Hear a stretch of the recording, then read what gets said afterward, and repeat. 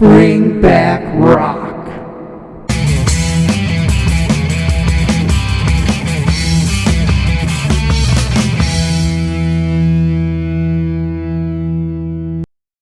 Hey everybody, it's Dean. Welcome to Bring Back Rock. Thank you very much for being here. Today we talked to Andy Panik of the Rock City Angels. Thank you very much to Andy for taking the time to talk to me. Really do appreciate it. If you're not familiar with the Rock City Angels, or even if you are, go check out my Rock City Angels video for some more stories, some history, and some music samples. So I'll have the link for that in the description below.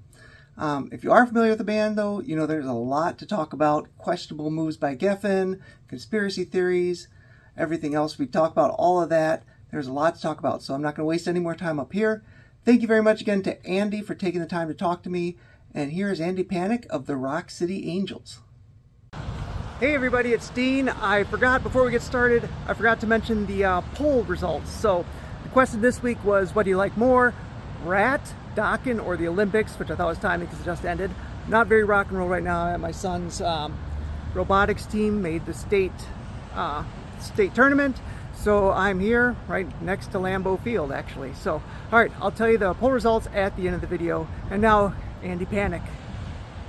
Hey everybody, it's Dean. Welcome to Bring Back Rock. Today we are very, very happy to have Andy Panik from the Rock City Angels joining us. How you doing, man? I'm doing pretty good today, Gene. Thanks for having me on the show. Yeah, I'm really sorry about some technical glitches we had. I want to say that right off the bat. So yeah, what can you do, man? I hope people can see this, though, or hear it. But I've got a recording on my computer, so it should be good. So I was gonna say, I know you have a lot of stories because you're pretty active on Facebook there, and dropping little memories or whatever. So that's pretty cool. So if you have a story, if something jogs your memory, just go for it. If you want to get off track, tell a story. Yeah, just turn me on and I go. As far as the Angels go. So you guys started out as a punk band, the Abusers, in Florida. Correct. I read somewhere that you and Bobby anyway, met after a screening of The Decline of Western Civilization. The first Correct. one. Yeah, the first one. It was in October of '81 in South Florida. And I was standing in line. I was just a typical punk rock kid, leather jacket, punk, short, spiky hair, and Converse. And this kid in front of me looked the exact same. That was Matt Cloutier, and he ended up to be our guitar player. And I was really desperate to get a band together. So within the first 5 minutes, we started talking about, putting together a band. And he just pointed, he goes, "That's my friend, Bobby," and he pointed, and he was standing up against the wall with one of those Keith Moon bullseye shirts, like, boom, that's the guy, And then we went into the show, and here, it's funny because we went like right up to the front, and we were like screaming Black Flag, everybody's going crazy, The Germs, Circle Jerk, Sphere, and got along pretty good. And so exchanged phone numbers, and then I went the next night again, and they were there. So we sat right up front in the front row and just immersed ourselves in the movie and punk rock, hardcore in California. And that's what it was all about for us then, at that time. And so we arranged a rehearsal, which we did at my mother's apartment in my bedroom. So I shared with my brother, my little brother. And they showed up, and it went really good right away. It just clicked. Matt's guitar playing was really nice and thick and kind of like Johnny Ramone, and fast, and it fit. And I had some songs written, and Bobby sang, and it went like that for about the next 6 weeks. And then we went into a rehearsal, or rather a recording, to do a demo, 6 songs, and it came out great. I couldn't believe it. And but then he's having trouble with his dad, and I think his dad was beating him. I never found out until later, but So he ran away to Hollywood, California. And this is in '82. Because we're going to ask how you ended up in California from. Well, the first time was 1982 in Hollywood. He just ran away because of his dad. And I stayed in touch with him, and that's how he kind of like got, like it became different, just like really stone cold street smart and stuff, And he came back, he had a really cocky attitude, and he was a different person. He had like tattoos, and he had bleached his hair, and he was just pissed off. So I let him stay at my mother's apartment, and he slept on the rooftop for a couple of weeks until I explained the situation to my mother, and then he slept in my room for the rest of the summer. We opened up for Black Flag in May, and that was great, And then we got into the Miami Herald, and they did a story on us, and we did a couple more shows, and by the end of the summer, we broke up. We had a good street buzz there in Florida as a hardcore punk band, and then started the 12th grade, and then he eventually came back, went in with his parents, and enrolled finally graduated. He took his GED, and he went to University of Miami to study film. And I went to Cleveland for about 8 months. This is my hometown, and I came back, and that's in 1984, and we got a gig opening up for the Circle Jerks, and that went really good. And so we did the punk thing, and eventually in 1984, the Abusers became Rock City Angels. Is that kind of when a change of sound happened too, or no? Yeah, well, during the course of playing, we just got we felt limited playing hardcore punk because it's just so fast, and we were really good at it. Bobby was an incredible hardcore punk rock singer. He could sing like Darby Crash and Henry Rollins. He was just a natural. So and then we started to get into glam, like 1970s glam. New York Dolls was a huge, huge influence. Yes, I'm going to mention this. Okay, so eventually you end up on New Renaissance Records, right? Yeah, that's way later. But your glam album, and I really hear New York Dolls all over that. Yeah, well, that was a heavy influence, and as a matter of fact, way, way later, Bobby, he had some run-ins with Johnny Thunders. Bobby became his roommate for a while. Oh, really? I did not hear that before. And I became friends with Sylvain for a little while, and he was incredibly cool. He used to let me call him on the phone and ask him whatever I wanted about the Dolls. So that was really good. That's amazing. Because that's the biggest influence I hear on that glam record is New York Dolls. Yeah, we were into the Dolls right from day one. Really, I can remember even in the Abusers trying to do their song "Human Being," which later Guns N' Roses did on the Spaghetti Incident, but we did it way back, 1982 as the Abusers. So it's kind of like similar to the New York Dolls because they created punk. They didn't know they were creating it, right? But they were like a glam band, blues band. They could do anything: soul, rockabilly, doo-wop, girl music, girl band.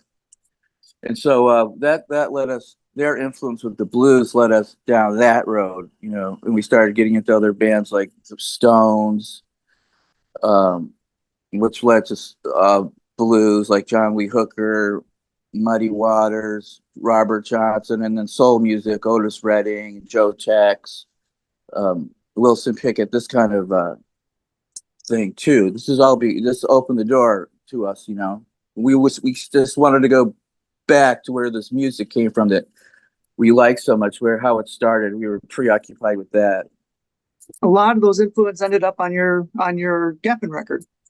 Right. It's a hodgepodge of double album of blues, soul, rock and roll, country, punk, glam. Yeah, it's very different than the glam album. Yeah. We had some songs in there. We recorded more songs that were a little bit more glam but they didn't make the record. But Do you think that's good? Would it have kind of seemed out of place on it? I don't know. There's a lot of speculation. I mean, those are some catchier songs, the glam songs, you know, which was really happening at the time, anyways, on MTV with Poison and, you know, Guns N' Roses and Cinderella, Jetboy, Faster Pussycat, LA Guns. It would have fit more into that. I think maybe we would have caught on more, but this is the road we ended up going. I mean, we ended up in Memphis, you know, because of the record company wanted us to go there and to record. So here we were, you know, the home of the blues and rock and roll and soul. And you recorded at Arden Studios, which is kind of a famous studio. I mean, ZZ Top, Zeppelin was mixed there. They weren't recorded there. I had a list of people that were there. Tons of it, lots of them. What was that like? What was that studio like? It was great. The whole story of recording Young Men's Blues is a movie unto itself because we had to overcome so much obstacles just to get that record done. I mean, first, we lost our lead guitar player, Mike Angel, because his heroin abuse and his violence on Bobby. So we had to kick him out of the band. And then we fired our manager. And then eventually, their producer, Jim Dickinson, got fired by Geffen. Tom Zutaut, our A&R guy, fired him. And then the engineer, Joe Hardy, took over. And so, you know, we had to overcome all these obstacles just to make the record. So, I mean, it would have been released probably around March of 88 instead of September. So when it would have come out earlier, we would have come out before Sweet Child of Mine. And that's really the nail in the coffin, because once that song came out, the ballad, you know, everything was put into Guns N' Roses. Everybody on the label suffered. And they weren't going to, you know, take the focus off of Sweet Child of Mine and put the limelight on us, Deep Inside of My Heart. Right, because it just, all the, what's the word I'm looking, promotional money, all the promotional push, everything went towards GNR. Right. Now, if it would have come out when it was supposed to, it was finished. The record was finished in Christmas of '87, but Tom Zutaut, he didn't like it. David Geffen, I guess, they didn't like it. They wanted to redo it. And now that's more raw, and this record's already raw. If it would have came out when it was supposed to, say about March of '88, it predated Sweet Child of Mine by about 5 months. And then I think we would have had a fair shot. Because once that came out a couple of months before Deep Inside My Heart. And it was like all over MTV. And then after that, they released Paradise City. And then on top of that, Patience. By the time they released Patience, we were dead in the water. Yeah, it was, I don't know. I hate record label politics. People get screwed over all the time. Now, Junkyard got lucky because, you know, they're a great band. I'm not saying anything about them. That's a great record. But by the time that came out, Guns N' Roses was already done. The record label was already done promoting them, releasing videos. They had already toured. They weren't going to put out any more. They were songwriting, you know, for Use Your Illusion. So it was safe. So once the record came out, if you noticed, it clicked on right away. So, see, the timing was really bad for us. If we had, you know, it either would have come out earlier or way later after Guns N' Roses were done, you know, like Junkyard, we would have had, I think, a fair shot at least. The one thing I've learned there is that anything can send a band down the wrong path. Everything has to go just right for things to really for them to, you know, blow up.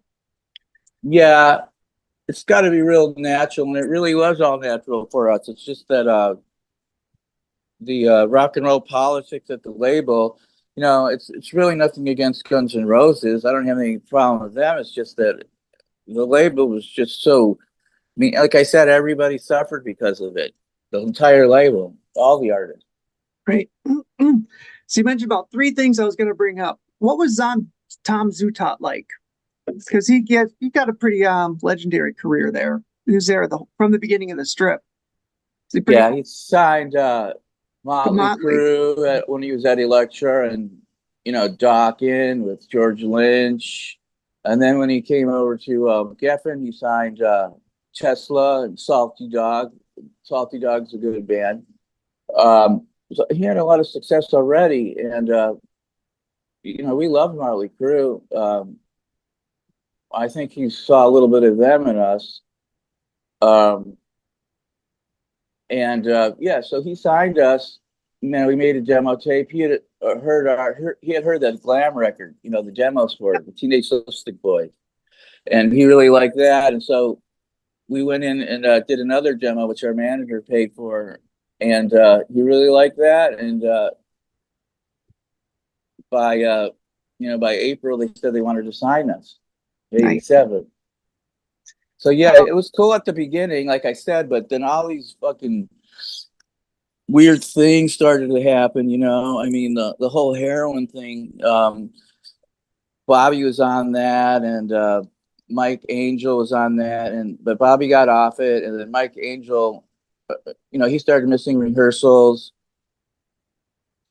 demo sessions, fucking up live. And I mean, he was a great guy, and I really admired him. He was very good, and he's one of the reasons why we got the deal. But he attacked Bobby with physical violence. Plus, he was on heroin. So I mean, what are we going to do? Right. I mean, some people say, well, you could have kept him, But I mean, okay, of the dope, yeah, sure, we could have sent him to rehab, but that and the physical violence, punching Bobby out, and it was way too much, and that was it. I mean, they said that we should keep him, and it did. Our sound did change, no matter what. Once you get rid of a guy, one person, it's going to change. But when we got Mike Barnett, who's like total Dwayne Allman, ZZ Top, Billy Gibbons, and once we got him, I think we were able to get we were able to become an authentic blues rock band. We could hold our weight with anybody. We went on the road with Jimmy Page. It was like they were battling it out, Mike Barnes and Jimmy Page, for the money every night. And once we got Mike in the band, that was a great thing. I was going to say, you toured with Jimmy Page and Joan Jett, some legends. Anything funny or quirky come out of that, or? I like Jimmy Page. I was, me and Bobby were more into like the Yardbirds, and but we still like Zeppelin, of course. And so it was a pleasure to watch him every night on the side of the stage, and learn from the master. We got to meet him a few times. We talked and stuff. But eventually we got kicked off the tour. Oh no. Yeah. Is there an incident or just? Well, I mean, I don't know if it's true, but I only found out from Tom Zutaut, like last year. He did an interview, a podcast on the internet, saying that Bobby went backstage and did heroin with him, and then their manager, I guess he found out or something. But I don't believe it anyway. I think it's a lie. And then he called up David Geffen and said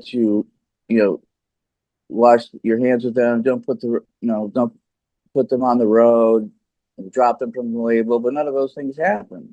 And I just think Tom is saying that. I don't know why, really. There's a lot of strange stuff in the history. Yeah, there's a mysterious surrounding all the Johnny Depp shit. Yeah, well, I was going to mention, not much. I'm just going to mention one thing, because you kind of have to, because it's kind of an interesting footnote of the band there. He said he was cool. He said he was, now he's playing with probably the coolest guy to ever strap on a six string. And Joe Perry. Joe Perry, yeah. Do you think he was more of an actor who could play, or more of what was his first love, you think? Music, or was it acting? Definitely music. Okay. He played we knew him in Florida when he played in the band The Kids with our good friend Joey Malone, and who I had a band with also. And we knew of them. They were very popular in Florida. They opened up for Billy Idol and David Johansen, A Flock of Seagulls. They were like the house band at the Button South, and the Pretenders they opened for. Well, that's a big name. Yeah, and then they moved out to L.A. I think in '85 and changed their name to Six Gun Method. And nothing, they just didn't click. The music scene wasn't happening for their kind of music, and the band broke up. And Johnny stayed there. You know the story from there. He met Nicholas Right. Paige, and he hooked him up with like auditions, I believe. But Johnny was a great guy. I'm not gonna say anything bad of him. He was really nice and complimentary to me. And you know, I hear all these stories about how stars are assholes and stuff, but he was not like that. I mean, he wasn't a star. He was broke, and we even Still took him like to, everybody else. And yeah, we had took him to the phone company once because they turned his phone off. Now he could buy the phone company. right. I didn't want to like focus on, but I thought we had to kind of mention it because He's a good guitar player, and he wrote Mary. He co-wrote the song right. Mary on it. It's like the Which best is, song on the record. I love that song. Yeah. It's a very good song. Actually, there's a lot of good songs on there, but that is one that I really like. Liza Yeah, Joan. our friend from Europe, his name is Norman's. He's making a video of it with an actress, and we'll see how that comes out this year, or like a really professional looking video. So I Oh, just wanted to mention that. Yeah. oh, let me know. I'm sure you'll post on RC Rock City Angels, the Facebook page, and everything when that happens. So I'll look Yeah. forward. What was okay, Jim Dickinson. Let's talk about that just a little bit. Yeah, we learned a lot from Jim. You know, before he was really the perfect producer for us because he had worked with blues and punk. He did the Replacements, but then he was on Stax Records, influential soul blues label, and worked. He actually produced the first Black Oak, Arkansas record when they were called the Nobody Else on Stax Records. I think they're the only rock and roll band they ever signed. And he did that, and he did like a lot of alternative stuff like Green and Red, the True Believers, like the Replacements is the main one. He had done that before, right before Pleased to Meet Me. And so, but we learned a great deal from him. Like, I remember one of the things he says, the closer you get to greatness, the harder it is. Meaning like, but the closer, you get the sound right, the quicker really it is to whole thing fall apart. And that kind of like is the whole thing on a career. Yeah. We should mention the Jim Dickinson mix just came out, about 6 months ago or so? Yeah, but last year, and that's the first original mix that Jim did, but then they let him go. And it's like if you like Young Man's Blues, it's good to have both of them to understand the whole story. You hear different sometimes remixes come out or whatever, and I struggle to see what the big difference is, but there's a lot of difference in that mix compared to the Young Man's Blues mix. Yeah, a lot of horns, a lot of changes. A lot of horns, organ, soul singers, Yep. a bit of everything, and it's just a lot more soulful and bluesy. I think that's the reason why he got fired, because it was too bluesy and too soulful for they were missing the hard rock. Right. But who knows? But that's why it's good to have. I love them both. Yeah, it's a good. I just want to tell anybody that loves Young Man Blues to at least check that one out and buy it too, because there's quite a big difference between the two. But I mean, the bones of the songs are all still there, but everything around it is kind of different. Yeah, it's good to have both. Definitely understand the full story, full spectrum of the sound. Absolutely. I was going to mention one more thing, and I forgot what it was because at the gym we jumped around from my notes because just stories were coming. But now I remember what it was. New Renaissance. You guys signed to them. You had the Glam album kind of recorded, and that's when Geffen stepped in. Were those the songs that you guys were playing in clubs and stuff on the New Renaissance record? Yeah, those were, and plus newer ones too. We had been working those songs for about 2 years altogether, and we were due to make another demo. We were overdue, Okay. And so then, but yeah, those were the songs. A lot of those. L.A. Woman. I thought we did a really good version of that. I think Bobby was really a lot like Jim Morrison vocally because he had a baritone. Not a lot of people have baritone, especially back then. Back then it was higher and higher and higher, the voices. Yeah, yeah, So and kind of, he had like a classic voice, yeah. like Morrison, David Johansen, Iggy Pop, and then all the blues singers, John Lee Hooker, Howlin' Wolf, real, you know, baritone, barroom, barrel house blues, roadhouse blues. Is there a reason none of those made the Geffen? Like they signed the band, but like none of the I stuff. don't know. I mean, it's like that's a good question, Gene, because if they would have treated the situation right, they would release that, and Right. put that whole record out. That's what everybody thinks, because then Guns N' Roses, shortly after that, put out Life Like a Suicide, and they said it was on, it was these Suicide Records, like they were trying to make, like it wasn't signed, so they would get street Right. credibility. Like it was on an indie label. I mean, Right. we really had an indie record. It was supposed to come out, that record on New Renaissance, but Geffen snapped us up. And so they didn't want to put it out. I wish they would have put it out because it would have gave us more street credibility and more of a buzz, street buzz, which they're so hard to get prior to Young Man's Blues. But they never did that. But we re-released it in 1999, the full complete a glam album, and that's with original guitar player Taggart Reed, and our drummer Dirty Dave Johns played on that. I wanted to mention those guys because they really didn't get credit the last time. But also Jimmy James played on that, and he went on to be in Junkyard, right? And Right. the Hangmen, all good friends of ours, and also Jack Smack and Mike Angel. He plays on L.A. Woman. It's a phenomenal job. It's just very strange that they, even if they didn't like the recordings, that they didn't have you re-record some of those for the. It's all because of Guns N' Roses, because they already had Guns N' Roses who sounded just like us and looked like us. It's so weird. They had the exact same influences, punk and glam and this blues and soul, and they mixed it all too and came up with the only thing that differentiates us between them is really heavy metal. They had more of a metal sound. Like they could go and open up for Iron Maiden, Yeah.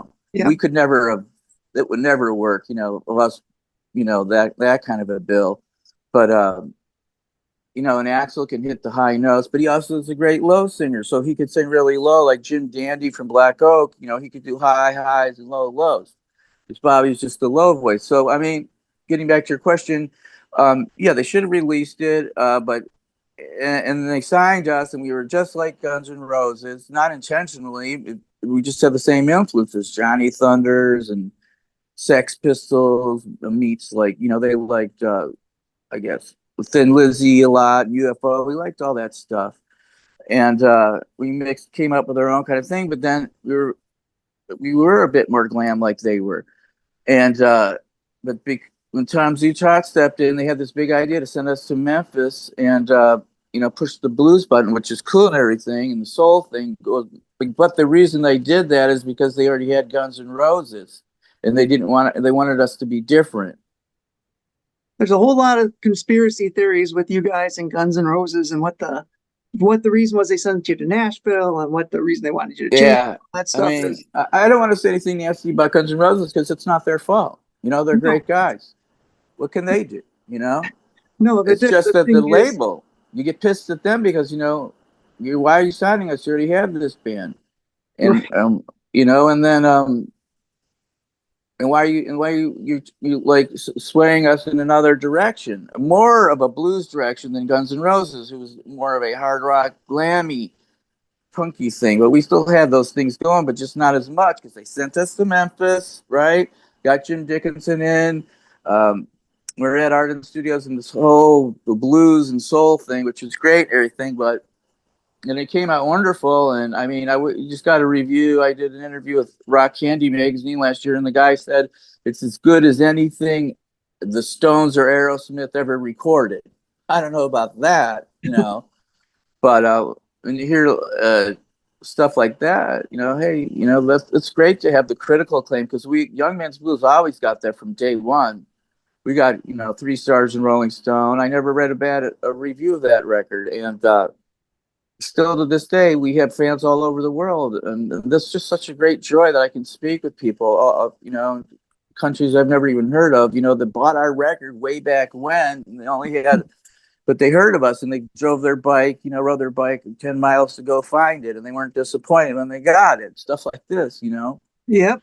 It's always And nice that to be makes appreciated. What's that? It's always nice to be appreciated. Exactly. And that's like the whole thing with rock and roll and record collecting. The music never dies. Maybe in popular culture, but the music is always there. Record collectors now, they could just push a button and get any songs they want off the internet. Oh, it's so not the same, is it? No. So they can. Now, there's so many bands I hear once and then I forget to go back and they're gone from my memory. I liked having it and opening it, reading who played on it and who produced it and the lyrics the first time through, and Yeah. But it's good that they can find like all these obscure bands and stuff they hear about and rediscover us. We've been discovered by a whole new generation of people, and but still the same fans from day one that liked us and wondered what the fuck happened. And then we finally got the Jim Dickinson release. So yeah, you got the Jim Dickinson release, so you could hear both stuff. And we just been finding a bunch of stuff. Has recently come out. That original 4-song demo. Somebody posted it on the internet. I hadn't heard that in over 25 years. You shared one of those songs. Yeah, I hadn't heard that one either. I mean, you had the 2 albums that came out with like all the demos after Young Man's Blues. Yeah, we did that's another story, if I can get into that. There's 2 of them, Midnight Confessions and then Southern Vision. Southern Vision. These are demos. Now, like I said, once 1989 rolled around, we toured with Jimmy Page, we toured with Joan Jett and the Georgia Satellites. These are phenomenal tours. The music was great. You had the blues connection with Jimmy Page, and then the punk connection with Joan, and the the boogie AC/DC sort of rock and roll of Georgia Satellites. It was a great time, and the music fit great, and people came out.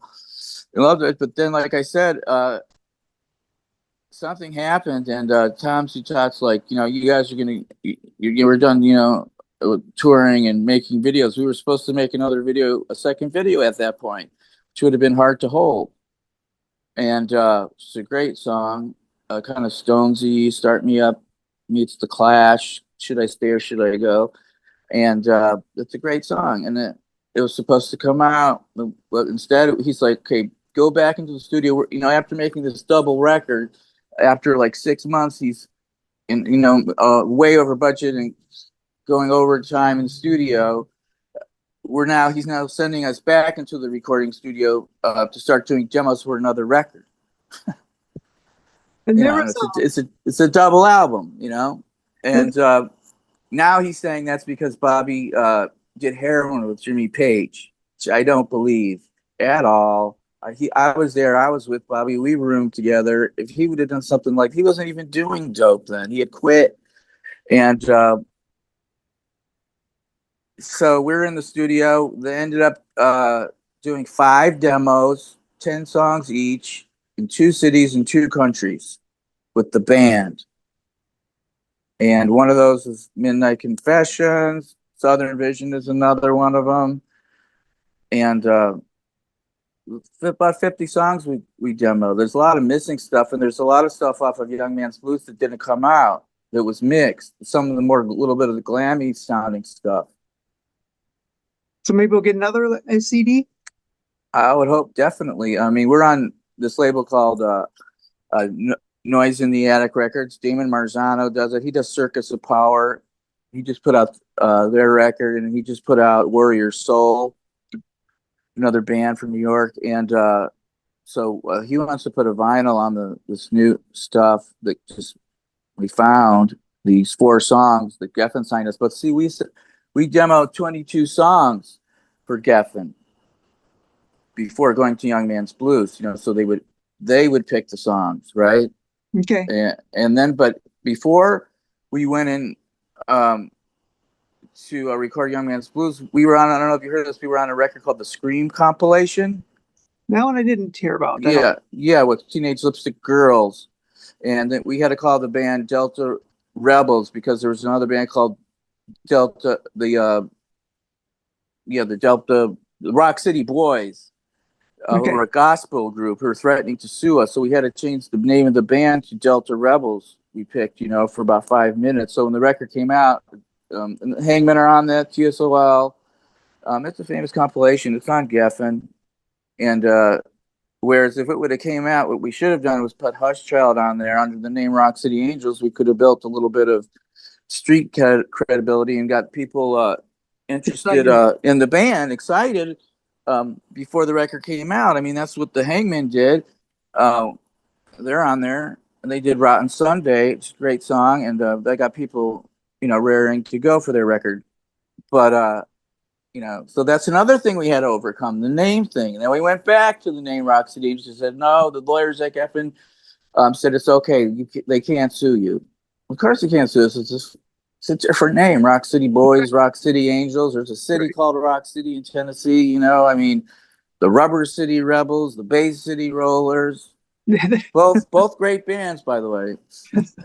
I remember probably in the mid-90s, somebody had a website with Rock City Angels, like the history and everything on there. And they had 4 songs on there that you could download. All of them have ended up on the compilation, but I had like Halfway to Heaven, Looks Like Up to Me. It's a great song. Right. I love both of those. Rise Above and Dark End of the Street. So I had those. Halfway to Heaven is a great song. I love Halfway to Heaven. I think that could have been, I think that was the most catchiest song we ever did. That song is phenomenal. There's no reason why they didn't let us release another record because they were pissed off at Bobby.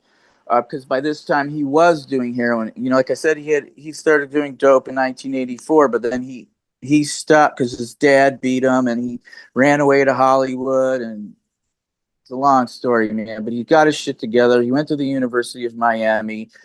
And then in 1984, when he was 19, he started doing it. And then when going into Young Man's Blues, he stopped. He was sober. We went on the road. We were sober. And then because when a record fails and, you know, people get depressed in the band, when it's a success, the band stays together, everything's great. You know, there's another record, but it didn't sell. And we were very disappointed. He got depressed and he got back on dope. And Tom just flipped out. He flipped out at Guns N' Roses too. If you remember, they were touring with the Rolling Stones and Living Colour, and they played the Coliseum, LA Coliseum in LA. And Axl called out the band. Remember that? He goes, if Slash and the rest of the boys don't stop with Mr. Brownstone, I quit. And then he fell off the stage because he was on coke and alcohol. So that's according to Steven Adler. I was going to say, I didn't know why they sent you to Nashville. Is it just to get immersed in the blues more? Or do you think they had 2 bands? Because it's no secret. You guys had some drug problems. Guns N' Roses had drug problems. That's right. Everybody on Geffen had drug problems. Did they have too much? They didn't want 2 of the same band there. Two high maintenance bands to deal with at the same time. Is that what they said? He got sick of it. Well, the reason we went to Nashville is because we had our manager, Grace Reinbold, who we ended up firing because she was getting pissed. She was located in Nashville. She signed us in LA. She had offices in LA called Worldwide Management. She was a great manager, but her and Jim Dickinson didn't get along, and Jim wasn't sending her songs, you know, like when we went to do pre-production, like you're supposed to do that. He wasn't letting anybody in the band have cassettes, you know. And when he did give Grace, she kept her saying, "Can I have some music?" You know, he gave her like samples, and the songs were like total soul ballads, right? Like Dark End of the Street was one of them, and we did we did the Otis Redding song, These Arms of Mine. She's like, right. What the hell is going on here? What happened to the band I signed? Right. Where's the hard rock? Right.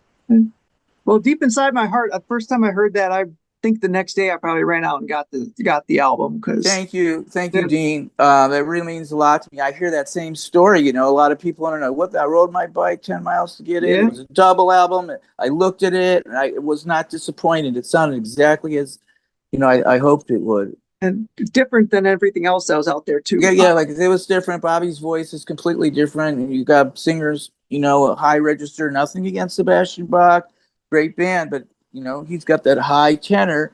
Bobby did the low baritone, like blues singers like David Johansen type, and it was different. And we had the whole John Lee Hooker thing going, which ZZ Top had done before, the hill country boogie sound. And so it was different. But we went to Nashville because Grace Reinbold, our manager, was located there. And so we went there to do pre-production, soak up the country thing, right? Yeah. And then we wrote a song in there called Liza Joe, which is a great country record. Oh, great song. Thank you. It's very much like Wild Horses by the Rolling Stones, which Jim Dickinson played on.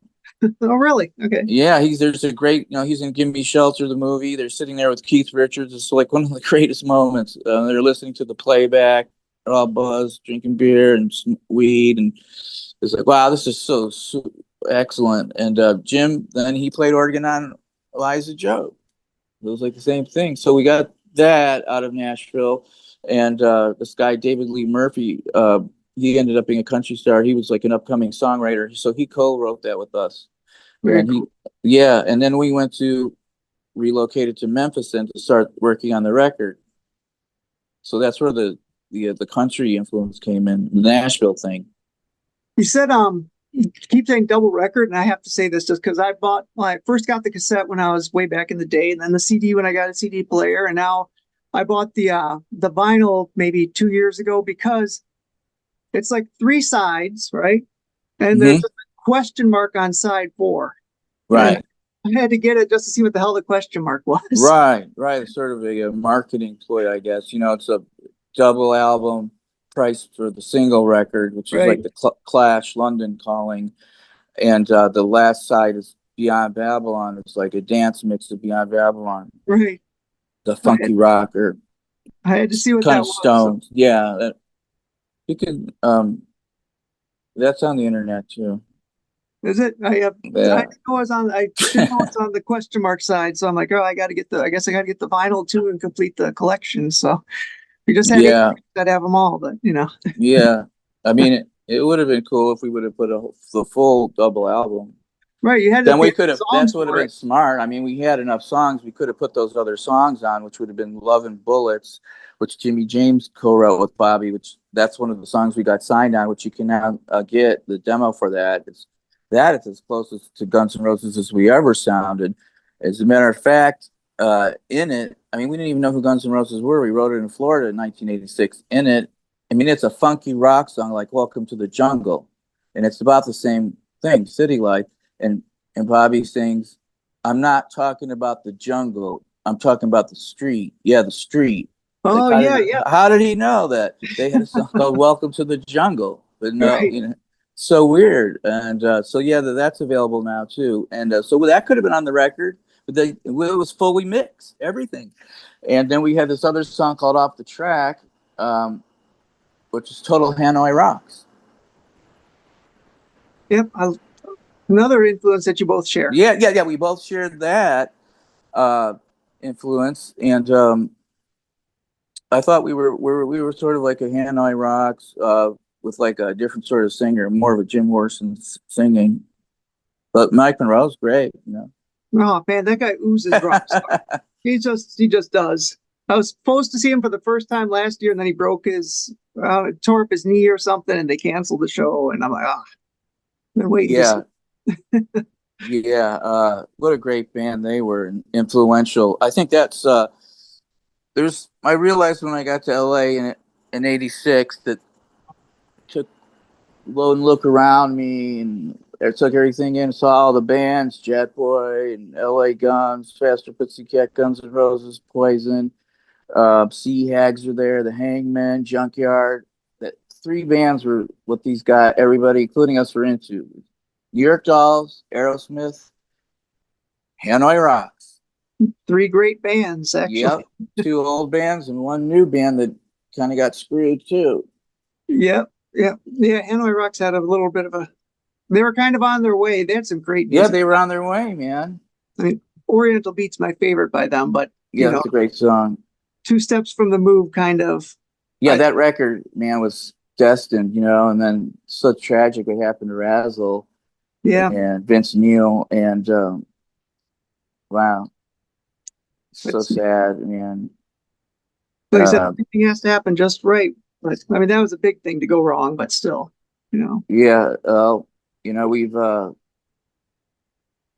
we've had our share of deaths in this band. I hate to say it, Bobby passed away from hepatitis C. His liver gave out about 8 years ago. Mike Angel died in a motorcycle wreck just recently. 2 years ago, our great drummer Ringo Jukes played on Young Man's Blues. He was gold, man. He was a great guy. He died in a electrical fire getting his girlfriend out, who was in a wheelchair. She was handicapped, and they both perished. Oh, man. So rest in peace, and also Taz Rudd was a member of our band. He died in a homeless camp in LA. He was great friends with Slash because he was in a band called Pirates of Venus, and Taz was in our band too. But yeah, so sometimes a lot of people die and 30 years go by before your record can be understood or go commercial. Lots of tragedy, but you guys had a lot of members too pass through. Yeah, we had a lot of members. I mean, you and Bobby were kind of the core. Yeah, we were the core of the band. A lot of friction, though. We had a good and bad relationship. But I love the guy and I miss him.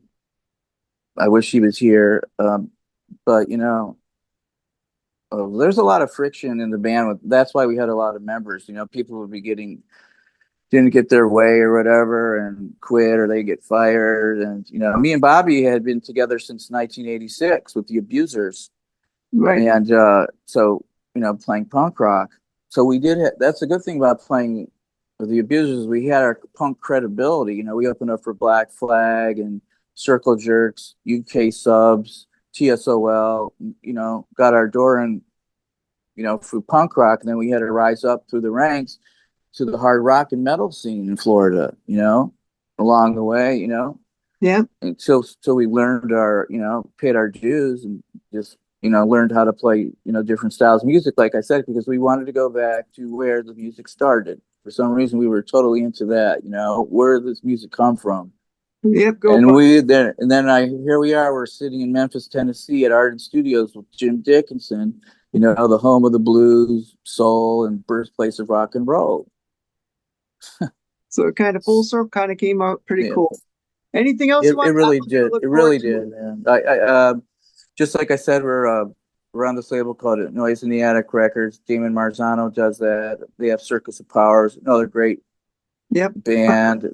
We grew up with them really because they were Circus of Power was like an all-star punk band from Florida. Alex was in a band called the Throbs, and then different Throbs, and then Crucial T. Gary Sunshine was in Screaming Sneakers. The Abusers opened up for both of these bands. And Ricky Mailer was in the U.S. Furies. And then they all came together in New York, whereas me and Bobby went to L.A. So it was good to see them have success, too. But, so we're on the same label now, and we're going to have, these Geffen demos coming out, hopefully on vinyl. Well, I'm going to look forward to that because, that's good stuff. And love Southern Vision, love all, everything I've heard was really, really good stuff. So thanks, Dean. Yeah, I really appreciate you even putting up with the glitches and everything else. Technical glitches. Let me know if it comes out. I'll text you as soon as I'm done here, but I really do appreciate you taking the time, man. I love talking to you. Fun. Okay, Dean, let's do it again. That sounds great. Part 2. Right, exactly. There's more to talk about. Yeah. All right, man. I appreciate it. Thank you very much. All right, rock on. All right, so this week's poll was, what did you like more, Rat, Dokken, or the Olympics? I expected this one to actually be a little closer than it was. I expected the Olympics to come in last, and it did, 4%. I thought Rat and Dokken would be closer, but Dokken got 25% and Rat a whopping 71%. So you guys prefer Rat. I actually do too, but I really do love like Tooth and Nail, and Back for the Attack made it really tough. So, all right, thanks again to Andy Panik for doing the interview and spending some time with us, and I will catch up with you on the next episode. Thank you for watching also. See ya.